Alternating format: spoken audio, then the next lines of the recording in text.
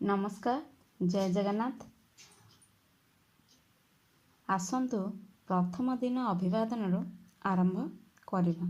भारतर प्रत्येक अवसर रे नमस्कार, नमस्ते बा प्रणाम कही अभिवादन करा जाय थाए।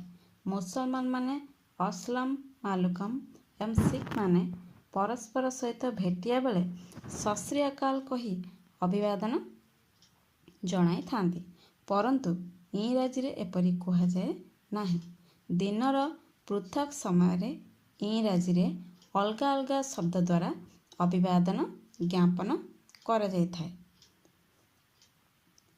कथाबार्ता व्यवहृत अभिवादन वाक्यावली निज ठारू बड़ संपर्क और उच्च पदाधिकारी सहित कथाबार्ता हेला बेले उषा कालरू मध्याह्न 12टा पर्यंत किपरि कहिबा। प्रणाम जेजेबापा, गुड मॉर्निंग ग्रैंडपा, प्रणाम बापा, गुड मॉर्निंग डैड, नमस्कार महाशय, गुड मॉर्निंग सार। द्विपर 12टा ठारू संध्या 5टा पर्यंत किपरि कथाबार्ता हेबा। प्रणाम माँ, गुड आफ्टरनून ग्रैंडमा, प्रणाम बो, गुड आफ्टरनून मम्मी, शुभेच्छा झियो, गुड आफ्टरनून डियर। संध्या 5टा परठारू प्रणाम कका, गुड इवनिंग अंकल, प्रणाम खुड़ी, गुड इवनिंग आंटी, शुभेच्छा पुओ, गुड इवनिंग डियर।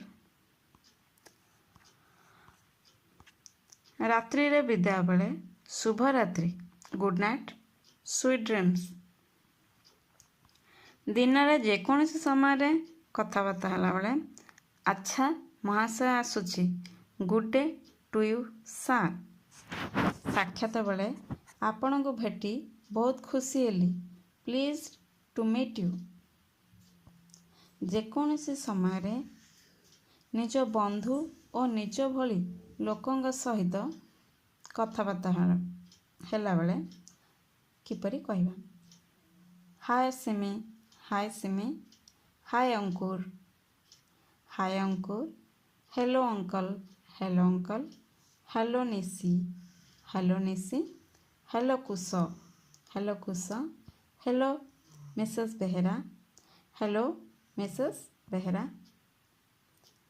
जदि संबंध घनिष्ठ होई न थाए तेबे कथाबार्ता समय रे निज ठारू बड़ लोकंक क्षेत्र रे हाय और हेलो प्रयोग करा जाय पारे।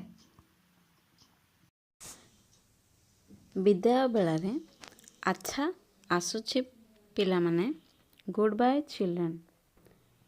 नंबर 2 अच्छा बाय बाय। नंबर 3 आसुछि प्रिय, फेयरवेल डियर। नंबर 4 अच्छा पुणी देखा हेबा, बाय सी यू और सो लॉन्ग। मन रखंतु ओडिया और इंग्राजी रे संबोधन मध्य अंतर। इंग्राजी रे ग्रैंडफादर को संक्षेप रे ग्रैंडपा कहा जाए, जेजेबापा। फादर जगह डैड बा डाडी शब्दर प्रयोग करा जाए। फादर माने बापा। ग्रैंड मदर को संक्षेप रे ग्रैंड माँ कहा जाए, ग्रैंड माँ माने जेजेमा। मदर जगह मम किंबा मम्मी शब्दर प्रयोग करा जाए। इंग्राजी रे बड़ बापा, दादा, कका, मामू, मौसा, पिउसा समस्त को अंकल कहा जाए। बड़ बो, खुड़ी, माई, माउसी, पिउसी समस्त आंट बा आंटी कहा जाए। कौन से पुरुषों पई आदर सूचक शब्द सार प्रयोग करा जाए।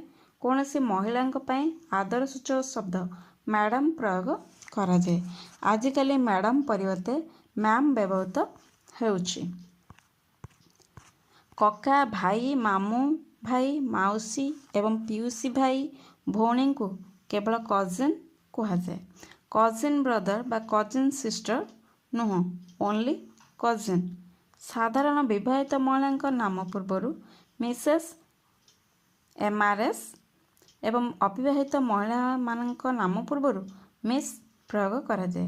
ଏବେ ମିସ୍ ଉଭୟ ବିବାହିତ ବା ଅବିବାହିତ ମହିଳାଙ୍କ ପାଇଁ ବ୍ୟବହାର କରାଯାଉଛି। MS